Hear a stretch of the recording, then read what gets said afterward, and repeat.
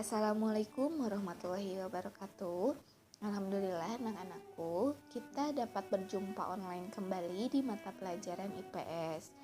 Seperti pekan lalu, Ibu masih membahas bab mengenai keunggulan dan keterbatasan antar uang, pengaruhnya terhadap kegiatan ekonomi, sosial, dan budaya di Indonesia dan juga ASEAN. Namun, subbab yang akan Ibu bahas kali ini mengenai perdagangan antar daerah atau antar pulau.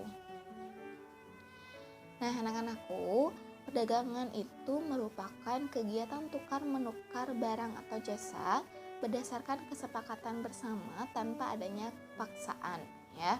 Jadi, ketika kamu menukar suatu barang atau jasa, nah, itu artinya kamu sudah melakukan kegiatan perdagangan dan itu tanpa pemaksaan, jadi berdasarkan atas kemauan diri sendiri, ya.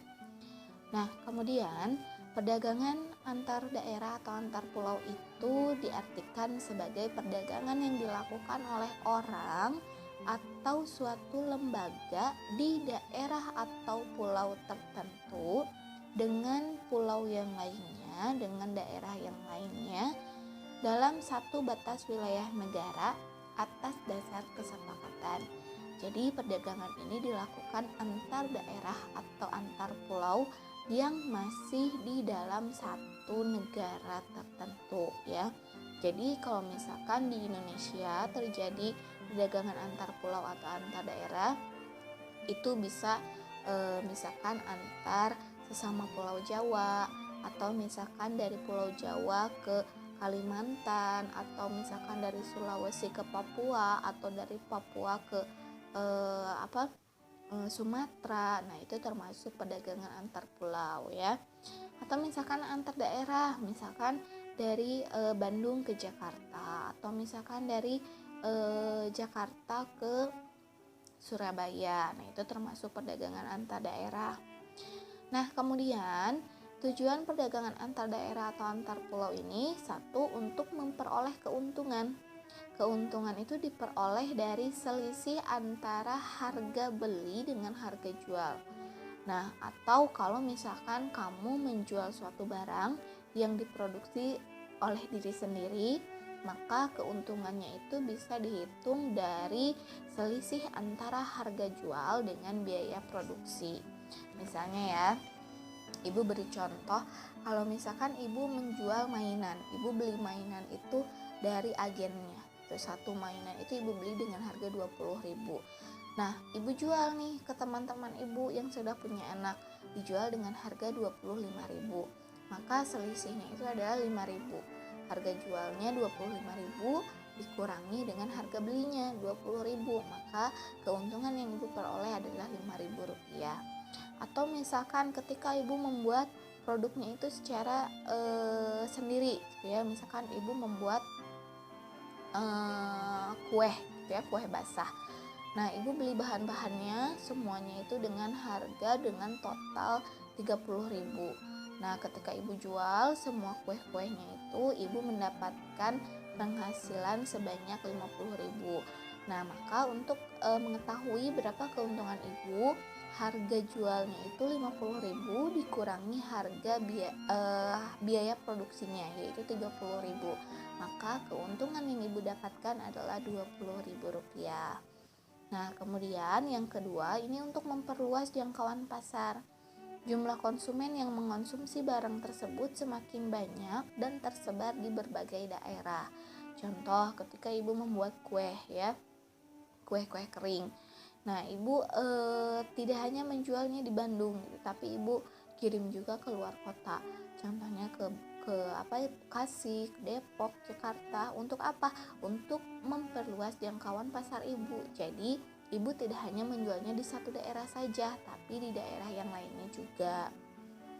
Nah, kemudian ada beberapa faktor pendorong perdagangan antar daerah atau antar pulau. Yang pertama, ini perbedaan faktor produksi yang dimiliki. Jadi setiap daerah itu memiliki faktor produksi yang berbeda-beda, terutama ini faktor produksi alam, ya. Setiap daerah itu punya keunggulannya tersendiri, punya keunggulan masing-masing di daerah tersendiri. Akhirnya menjadi faktor pendorong perdagangan antar pulau. Nah, yang kedua, ini ada perbedaan tingkat harga antar daerah.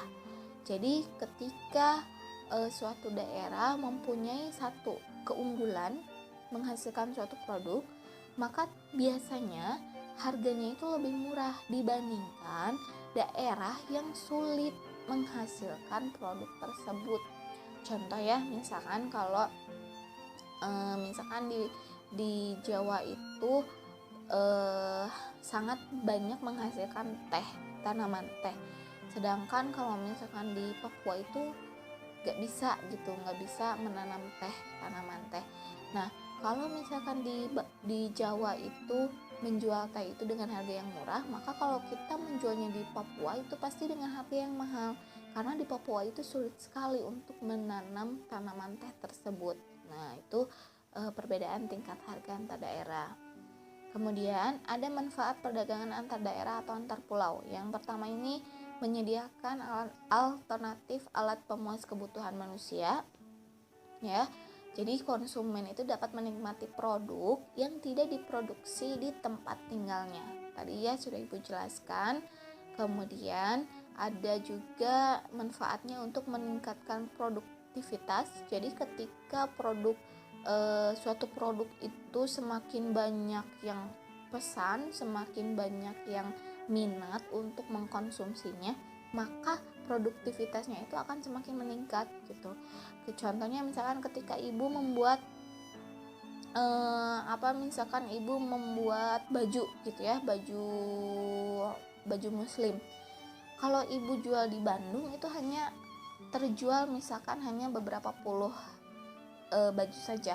Tapi ketika ibu jual ke daerah lain, ke Jogja ya, ke Surabaya, ke Banten gitu ya, kemudian bahkan sampai ke Kalimantan, maka yang minat terhadap baju muslim ibu itu akan semakin banyak, sehingga ibu nanti akan memproduksi atau membuat baju muslimnya itu lebih banyak lagi. Nah, kemudian yang ketiga ini untuk memperoleh kesempatan kerja bagi masyarakat. Jadi ketika ibu sudah mempunyai pasar yang luas, jangkauan pasar yang luas, kemudian sudah memiliki pemesanan produk yang banyak, sehingga tidak bisa ibu handle sendiri, akhirnya ibu pun mencari orang untuk membantu ibu membuat baju tersebut gitu ya, sehingga menghasilkan satu lowongan pekerjaan gitu. Nah, itulah manfaat dari perdagangan antar pulau atau antar daerah. Itu saja yang bisa ibu sampaikan kali ini. Mudah-mudahan menjadi ilmu untuk kalian ya, menambah wawasan untuk kalian. Terima kasih banyak sudah menyimak video dari ibu. Mohon maaf masih banyak kekurangan. Insya Allah kita bertemu online kembali di pekan berikutnya dengan subadi yang baru. Wassalamualaikum warahmatullahi wabarakatuh.